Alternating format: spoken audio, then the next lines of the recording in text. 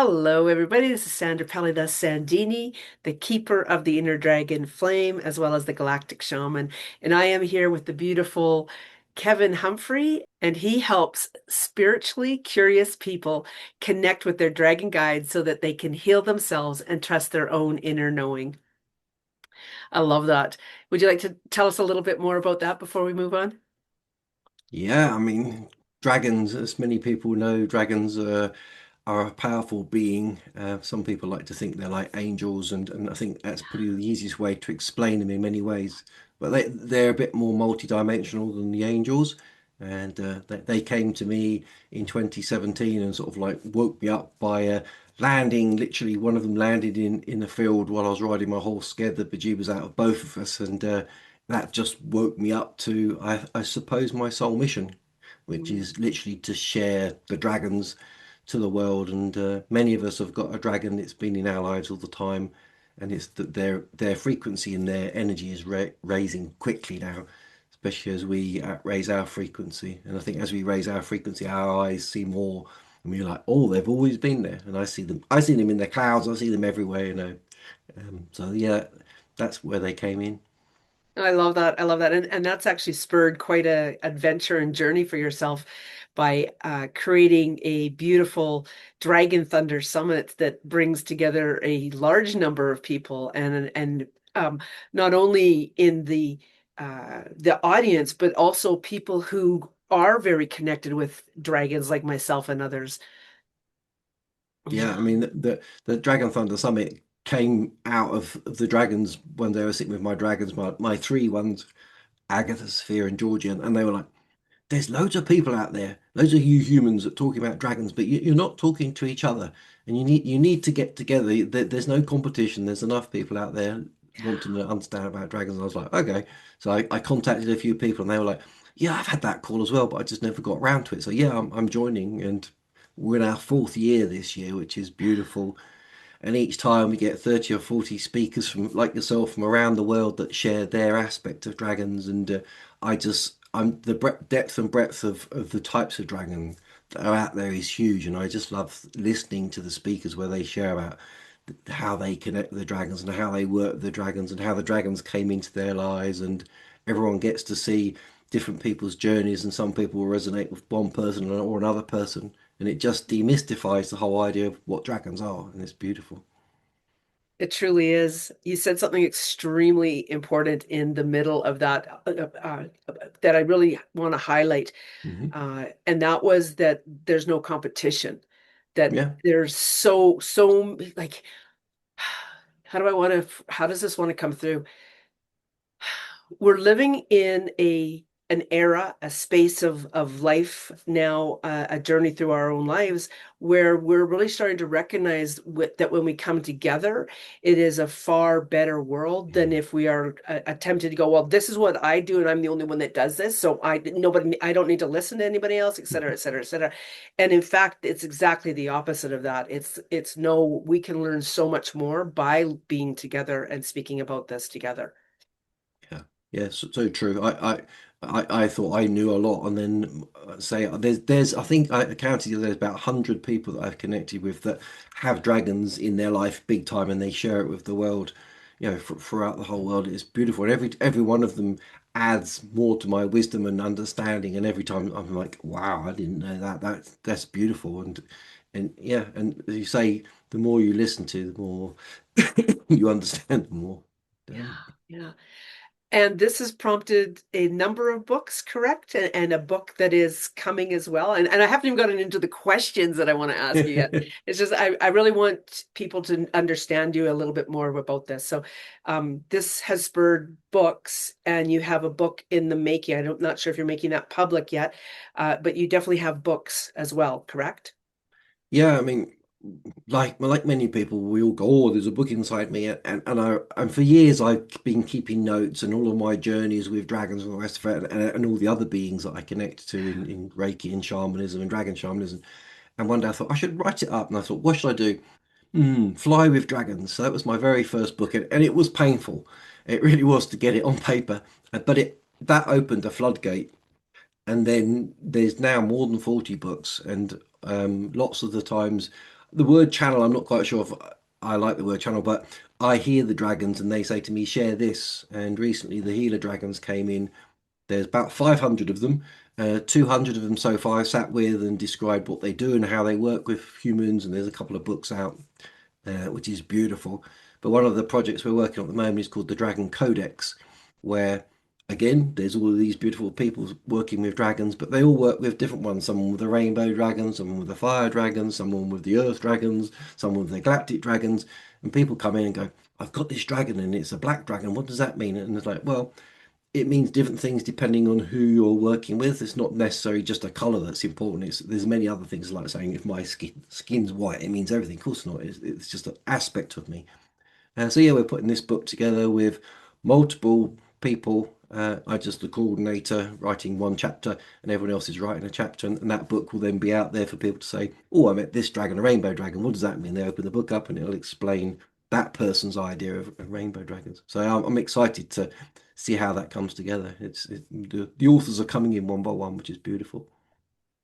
I love that. Thank you so much for sharing that. It's going to be a wonderful book. Everybody, and you said another thing that I really feel needs to be highlighted, and it's like that one person's point of view on that. And that's the thing, is really understanding that whatever resonates with you in what that person is offered, that's what you hold on to. You don't just wipe the slate clean because of something being awry in your eyes. It's what you resonate with, right? Exactly. Yeah, there's all this wisdom out there, and you pick and choose the bits that fit for you. You feel it in your heart or wherever you feel it in your body. You go, yeah, that resonates with me. And just because it doesn't resonate with you, it doesn't mean it's wrong. It just means it's not for you. It's for someone else. Yeah. I love that. Thank you so much. I am going to share my screen now. And these are the aspects that we're going to ask questions from: the emotional, physical, spiritual, and self-identity, starting with the emotional. What emotion feels like home to you? Well, that's a very good one. I would say joy, the emotion of joy. Yeah. I love going up in the morning before the sunrise and just feeling the joy of the fact there's a new day and I'm here because many people aren't. Just see that sunrise. So yeah, joy, I would say. I love that. I feel very similar to that. I feel like it's our actually it is what humans' purpose is in life, is to feel joy, is to feel Mm, happiness. yeah, exactly. Yeah, very powerful. It's Uh, beautiful. okay, next question. They're mesmerizing, those, aren't they? What physical challenge shaped your resilience? Wow, that's a good one. Physical challenge.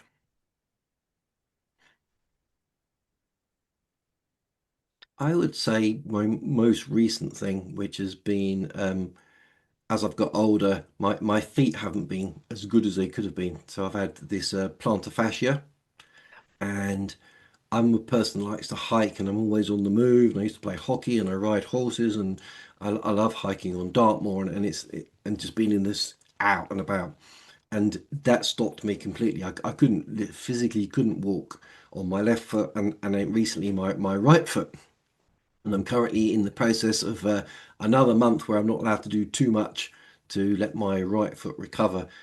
So that made me stop and realize that maybe I shouldn't just be going full out the whole time. And it made me stop and go, okay, I need to be internal for a bit longer. So is this a message from the universe to stop for a moment, pause for a moment, slow down for a moment, and figure out truly what your direction is? And in that process of the last few months, there's many things I want to do, and then I've like come to the point where I've like consolidated it, and there were many different bits, but it's like okay, the concentration is on dragons, and the message is to carry on sharing that. That's my path. There's all these other things, holes I'd like to dive into, but it's like no. So that physical challenge has made me sort of stop and reassess. I am so thankful that that question was there, because I don't want to say I am suffering. I currently, the same issue is existing in my right foot as well. That's how I'm going to word that. I'm so conscious of the I am and how powerful it is. And and it was a big decision for me literally just 3 days ago to decide, you know what? I am I am causing myself havoc by continuing to do 7,500 steps a day, right? Yeah. And so I made the decision to drop it to 3,000 a day or less. And comically enough, I did it the first day. And the second day I was up at 6,000 again. And it was like, ah, and of course my foot really hurt. So I dropped it back down yesterday. I think I did 2,600 steps.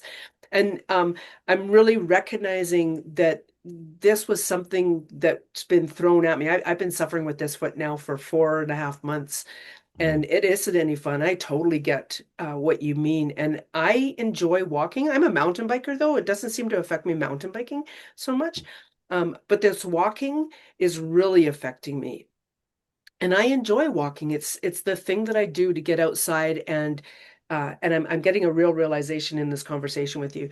I'll continue with I recognize that it's been my go-to to go outside in nature and walk.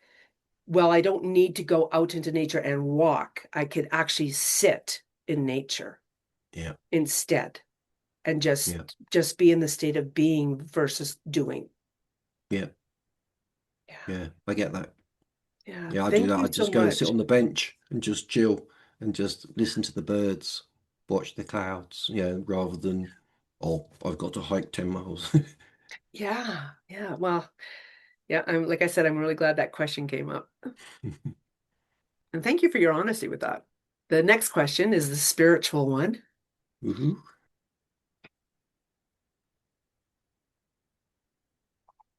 What first awakened your spiritual curiosity? I went to Sunday school and then I was at church till I was 21. So I was a Church of England and Baptist and West Fit. So that always was there. But it got to a certain point where it disappeared. And then like many people, I just worked. Um, I was probably, I don't know, 20 years into working. And I'd gone up the ladder like you do and got to that point where I was like, okay, well, I've made it, but have I? Um, it feels a bit hollow. So I was like, there's more to life than just cars, money, holidays. And I just I just thought, what is there? Excuse me. So I started looking, what is there? And I started asking. I went back to the Bible and they didn't give me the answers. And then one day there was this lady doing something weird on this horse. She was like grooming it with our hands not touching it. And I'm like, what are you doing? It looks weird. She said, it's called Reiki. I was like, oh, what's that do? And she explained it. So I was like, right.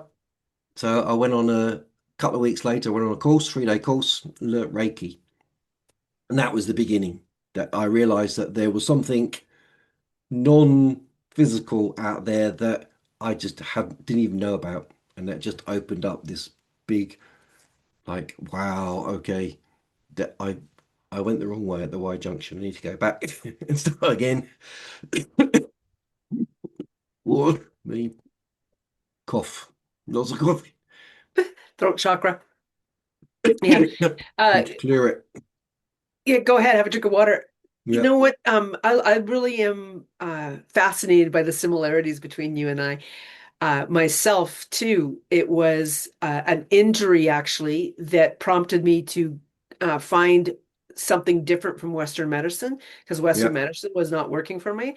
And Mm, so I went to somebody who was doing orthobionomy and Reiki. And when I went and did my first Reiki course, it was just like, holy cow, there yeah. is something bigger going on here. Yeah. Yeah. So Exactly. You because you don't see it. You're blinkered and your life is all of this, isn't it? And then you just don't see it. And then when somebody says, well, there's this healing energy from your hands, like, where did that come from? How? yeah, yeah, exactly. And I want to just say this a step further with this is that for the longest time I actually had pains in the palms of my hands. Hmm. And it took me a long time to recognize what it was. In fact, it got to the point where my husband was asking me, like, should we go to the doctor to see what's wrong with your hands? And I think it was probably within a week or two of that time that the healing, the facilitating of healing actually began, and the pain in my hands decreased because it was like this was attempting to tell me something. Yeah. So yeah. I love that. And you do that as well. You offer a couple different courses of Reiki and things because of your background, correct? I used to do quite a lot of Reiki healings and Reiki healing on horses a lot. Um, but my healing now is more shamanic. Okay. Yeah. Yeah. Yeah. I love that. Okay, and the Next final, one. yeah, the final question, the self-identity.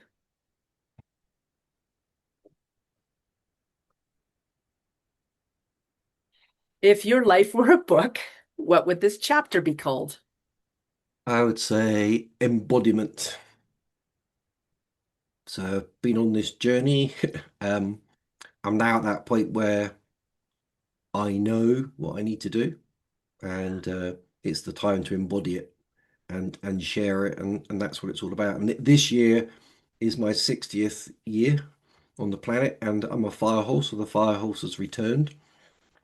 Um, so yeah, it's time to burn lots of stuff away and go and run and spread the flame and spreading the flame about dragons and how dragons are here for all of you. So yeah, embodiment, maybe embodiment I of dragons.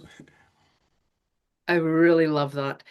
uh, there's something very powerful about being in awareness. And like myself, you too have walked in awareness for some time now, Hmm. and making or recognizing that okay, now it's time to. And I think that again reflects what's going on with our physical body as well, with the heel and Yeah. the walking motion. It's the stopping and being in. Mm. Yeah, that embodiment, very powerful. Yeah. So Beautiful. this spring equinox coming Hmm. up is all about growth in motion. So what does growth in motion mean for you? Growth happens when you are in motion. That's what I get. If there are moments where, like we are, we're pausing, but we're pausing because we're calling in the energy to get into motion. And growth comes from doing and being rather than just stopping. So many people have got all these ideas of things they want to do and where they want to go, but they don't actually, they have a plan, but they don't actually go and they don't have the motion. So that's what it is for me. It's actually taking the plan, doing the steps, and sometimes it's just the next step. So if your motion is one step in the right direction, then another one, then another one, then another one, that's how you get to where you need to be. That is a very good piece of advice for people. And if you didn't hear that, go back and listen to what Kevin just said there. So the beauty of the spring equinox, growth in motion, is that Kevin also has two gifts that he is generously sharing with us. One is the Dragon Shamanism Introduction, and then the VIP Create Your Dragon Thunder for those who choose to step into the VIP. Are there any last words that you'd like to say before we wind up, Kevin? Always it comes through from the dragons, and I always say that the dragons say that magic is real. It's as real as breathing, and we all have a dragon. So go and find them. I absolutely love that. This has been very magical. We look forward to seeing you, the people who are choosing to step into the energy of these beautiful gifts that have been shared with us during the spring equinox, the growth in motion, March 17th to 25th. Thank you so much, Kevin. Thank you.